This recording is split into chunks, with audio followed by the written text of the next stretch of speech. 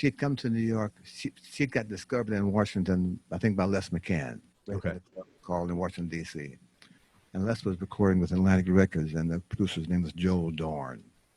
He had convinced Joel Dorn that this group in Washington, led by this singer, piano player, was a good record for him to record.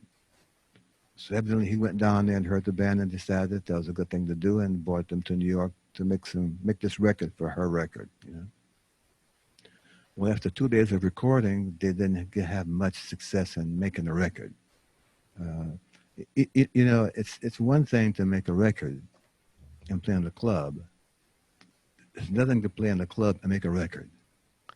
The two environments are so different, and the demands of, here we go again, discipline Yeah. is necessary. That you don't have the luxury of fooling around until you get hot. You know, you got to walk Yeah. in there with the burners on. You know, so after a couple of days of recording, they decided that she was still a very important person to produce, to have a record, to document her presence. And so Joel Dorn made a couple of phone calls, and they got me and Ray Lucas, a wonderful drummer, and Lucky Pizzarelli, all these my dear friends, and some arrangement by Bill Fisher, and we went and made this record for her. Now, she was used to having her band play her music, and where she was clearly in charge of the band and her music.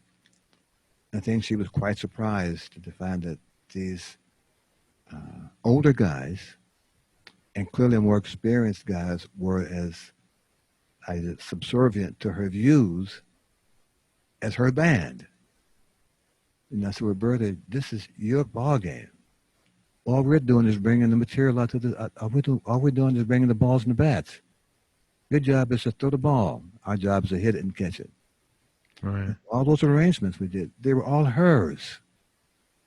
You know, all our job is to do is make her feel that we were making her as comfortable as we could with her being in New York with this band, as she would be at the band that she was clearly in charge of in Washington, D.C.